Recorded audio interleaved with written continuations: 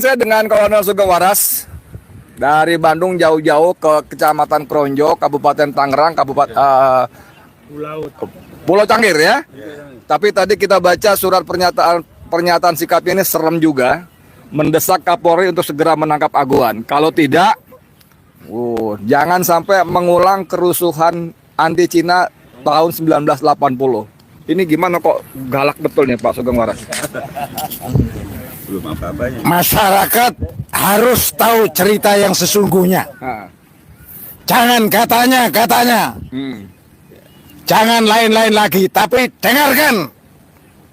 Sedikit yang saya ketahui saya sampaikan sebagai bahan rakyat menilai siapa itu Aguan. Aguan harus kita tangkap. Harus tangkap. Tangkap Aguan. Tangkap Aguan. Aguan. Saya Kolonel Purnawirawan Sugeng Waras. Kemana larimu? Kalian semua pun saya kejar, saya tangkap, untuk saya amankan. Jangan berprasangka negatif. Saya tangkap untuk saya amankan daripada tidak aman. Saudara telah membuat heboh, menindas, merampas, mengintimidasi, mengkriminalisasi, mengeksekusi semua rakyat. Hei rakyat yang lain, ini bukan omong kosong. Silakan datang ke daerah Banten. Melalui hampir 80% aparat desa, kepala desa, ketua RW, ketua RT, pada umumnya telah masuk angin. Bukan membela rakyatnya, tetapi menakut-nakuti.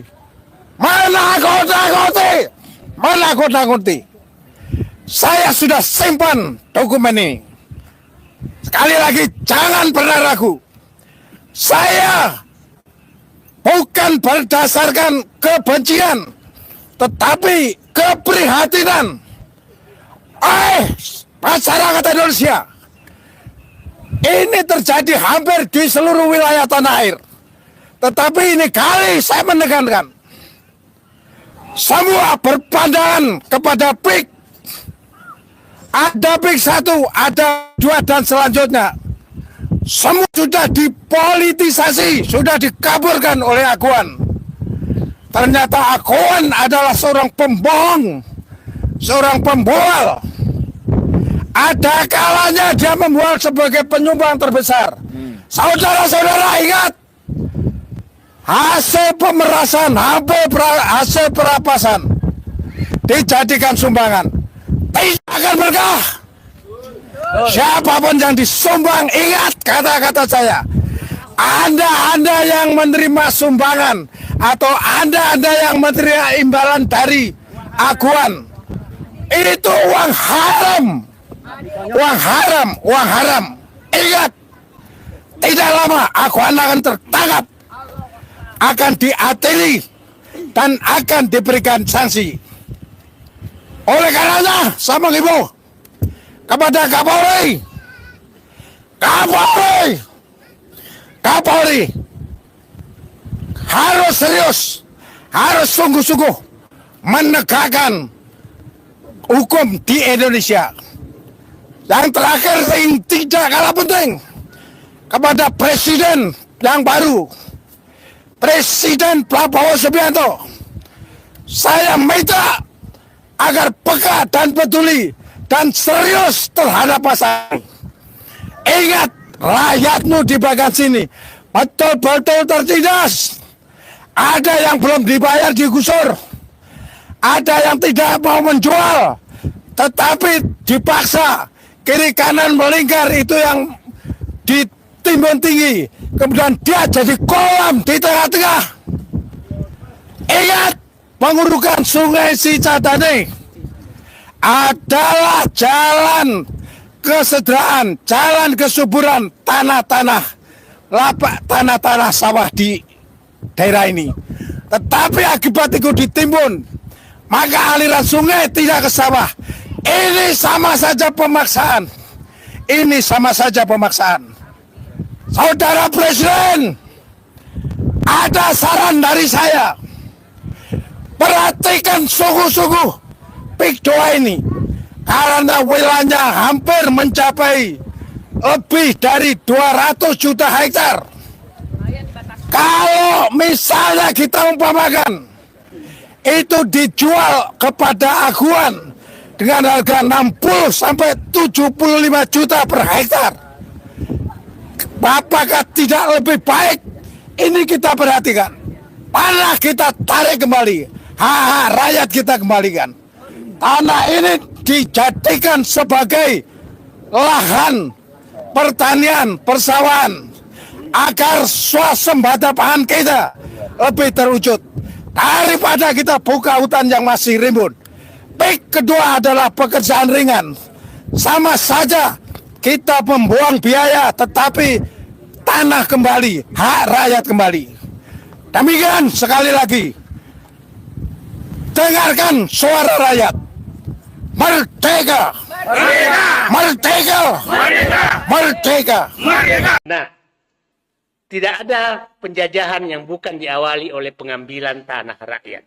Jadi kita harus menyatakan PIK 2 adalah pengibaran bendera oleh oligarki untuk menjajah Indonesia. Itu prinsipnya. Nah, saya 30 tahun lebih dalam birokrasi. Kalau ada 3 menteri yang sudah bicara suatu hal dan arahnya sama, itu bisa dipastikan bahwa itu arahan presiden. 3 menteri yang arahnya yang sama tentang PIK 2, itu Nusron menyatakan ada pelanggaran. Kemudian Menko Perekonomian menyatakan ini harus dievaluasi. Menpera yang dikenal dekat dengan PIK 2 menyatakan tidak boleh bangun negara dalam negara. Jadi seperti yang dikatakan Pak Antoni tadi, sepertinya mereka diharapkan pilihan mau melawan pemerintahan Prabowo dengan ngotot bahwa dia nggak salah atau mau mencari korban lain. Kira-kira itu yang sedang terjadi. Jadi kalau wawancara aguan di sini, saya membacanya bahwa dia memilih tidak melawan pemerintah. Dia tidak memilih mending mengorbankan bekas pemerintah. Bekas pemerintah. Bekas pemerintah. Kira-kira itu bacaan saya. Nah, dengan mencoba meninggalkan, maka semua akan terbuka. Apa yang terjadi di Rempang pasti akan terbuka. Coba bayangkan Rempang yang mau dibangun itu adalah pabrik kaca, tapi namanya juga ekoturisme. Pengusutan terhadap penyelundupan hukum di PIK 2 adalah dalam rangka menyelamatkan negara Indonesia dari penjajahan yang dimulai oleh namanya bungkus PSN. Itu yang harus ada di kepala kita. Nah, bagaimana mengawali itu? Saya bilang begini. Lihat peta ini. Saya kembali ke peta. Ini, saya bilang tadi, ini kan PIK 1 Jakarta. Kapuk, Pantai Indah Kapuk.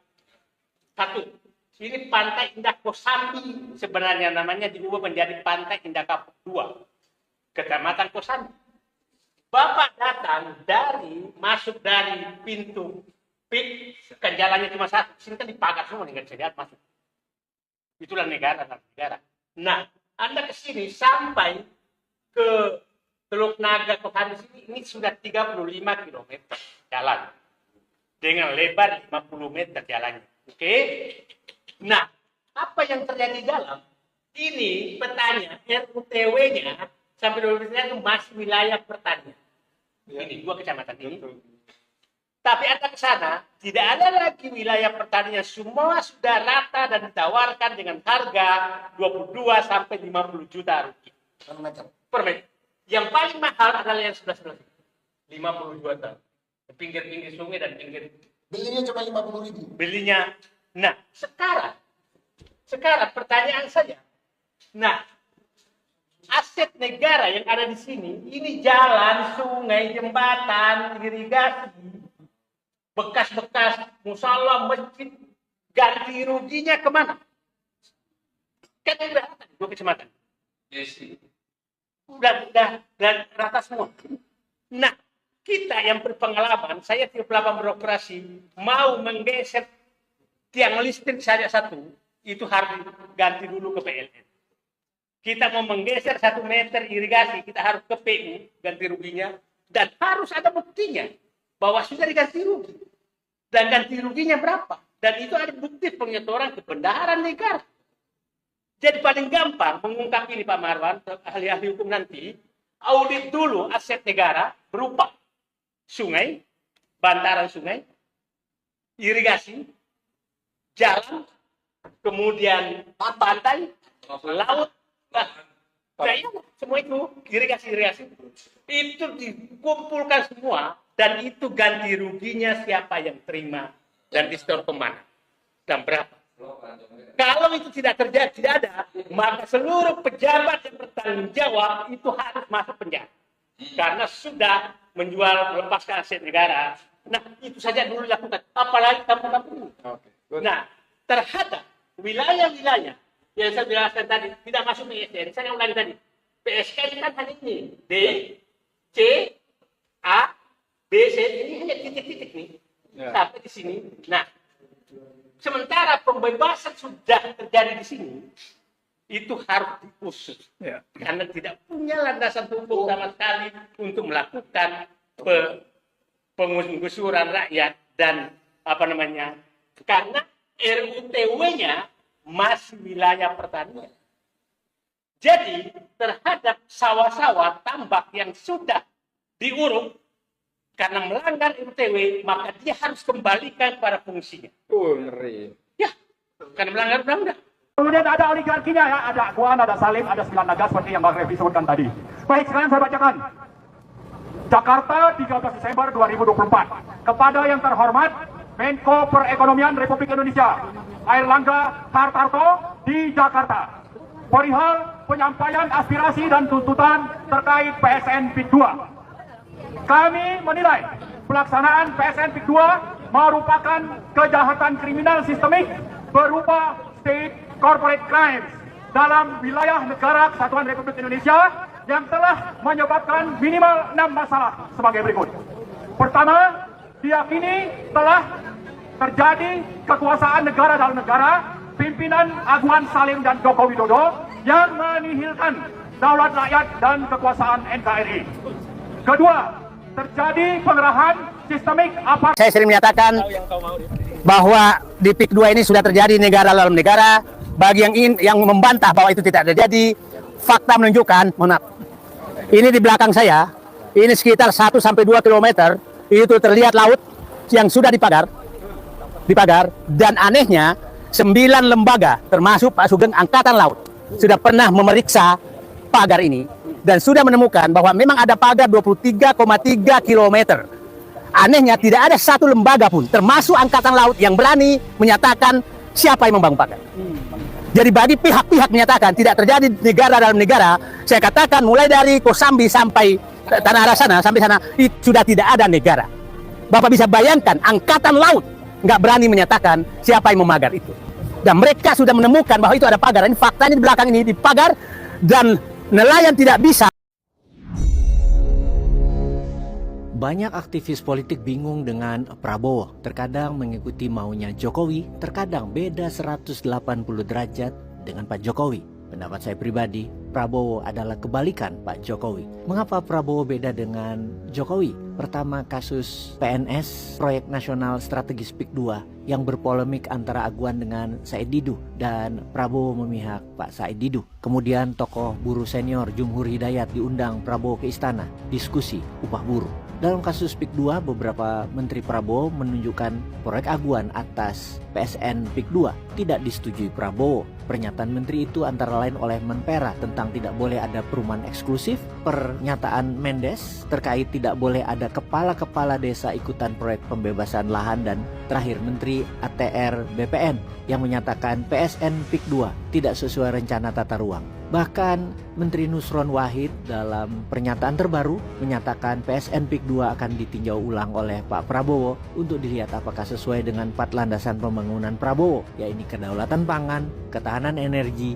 hilirisasi, dan giant seawall untuk pantai utara Jawa. Dengan langkah tersebut kita bisa mulai membaca cepat atau lambat Pak Prabowo mengontrol permainan. Tentu saja tidak gampang atau tidak cepat untuk melihat perbedaan dan langkah drastis Pak Prabowo yang kalau memang ada yang tidak dia setujui dengan kebijakan bekas presiden sebelumnya. Setidaknya dalam implementasi kebijakan, Prabowo memilih bermain indah dengan berkali-kali menekankan patriotisme dan national interest. Dalam pidatonya di Peru misalnya, di hadapan berbagai kepala negara, Pak Prabowo mengatakan Indonesia memiliki tantangan karena banyak anak yang masih kelaparan dan miskin. Dan saya, Prabowo, bertekad menghilangkan kemiskinan dan kekurangan gizi di Indonesia. Konsistensi pidato seperti ini oleh seorang kepala negara menunjukkan dia seorang patriot dan mementingkan national interest. Jokowi tentu tidak pernah pidato demikian karena Jokowi lebih bermain dengan konglomerat oligarki, seperti kebijakan Jokowi membackup PSN yang terang-terangan pro-oligarki. Secara politik, menurut Pak Dasko, Prabowo akan melihat peran negara dalam mengatur peruntukan lahan-lahan strategis seperti di pantai dalam kerangka nasionalisme. Jokowi di lain sisi tidak pernah memakai istilah nasionalisme. Prabowo sebagai tokoh nasionalisme sangat memahami peran buruh dan upah. Upah adalah instrumen keadilan sosial. Kestabilan upah dan kenaikan upah sejalan inflasi adalah memanusiakan manusia. Dengan presiden mengundang pemimpin buruh berdialog, di mana kedepannya kaum buruh bukan lagi sebagai alat produksi, bahkan dijadikan sebagai stakeholder pembangunan. Sementara para oligar, hartanya disimpan di negeri lain, hanya membawa uang operation expenditure masuk ke Indonesia. Capital expenditure-nya ditaruh di luar negeri, salah satunya Singapura. Sebagai penjahat ekonomi, para oligar tersebut meletakkan uang triliunan. Ada indikasi malah lebih dari 11.000 triliun rupiah lebih yang seharusnya bisa untuk membangun Indonesia. Dalam wacana internal istana, kita sudah tahu bahwa ke depan Pak Prabowo juga membantai habis judi online yang berkembang pesat di era Jokowi. Kemudian proyek makan anak di bawah BGN, Badan Gizi Nasional, di tahun 2025 nilainya 71 triliun. Di tahun 2026 meningkat menjadi 200 triliun rupiah per tahun, di mana tahun selanjutnya akan terus meningkat. Tujuannya bukan hanya untuk makan sehat anak, namun memaksa perputaran ekonomi di level terbawah untuk menjadi gerak cepat dengan adanya uang beredar baru di bidang pangan. Walau anggarannya hanya Rp10.000 per makan anak, ini menimbulkan banyak pertanyaan, akankah ini memenuhi unsur kesehatan dan akankah nilai puluhan triliun itu penting? Jawabannya, 71 triliun itu akan beredar di bawah, dan hal ini sangat penting. Misalnya kita kalkulasi sederhana, nasi per anak perlu 200 gram dalam satu kali serving food, atau sekitar 100 gram beras, di mana 100 gram beras adalah hanya Rp1.000 nasi per servingnya, dan ini harga biasa. Maka berapa ton beras dibutuhkan yang akan mengambil dari petani di sekitar, mengingat wilayah penyebaran dikawal di wilayah militer, yang mana militer Indonesia itu biasa memasak untuk tentara. Sekarang untuk rakyat, juga hasil rakyat seperti telur, ayam sayur, lauk pauk lainnya diambil dari petani sekitar. Setiap tahun triliunan akan beredar di kalangan ekonomi terbawah, yaitu para petani, peladang dan peternak. Ini dahsyat efeknya. Peace.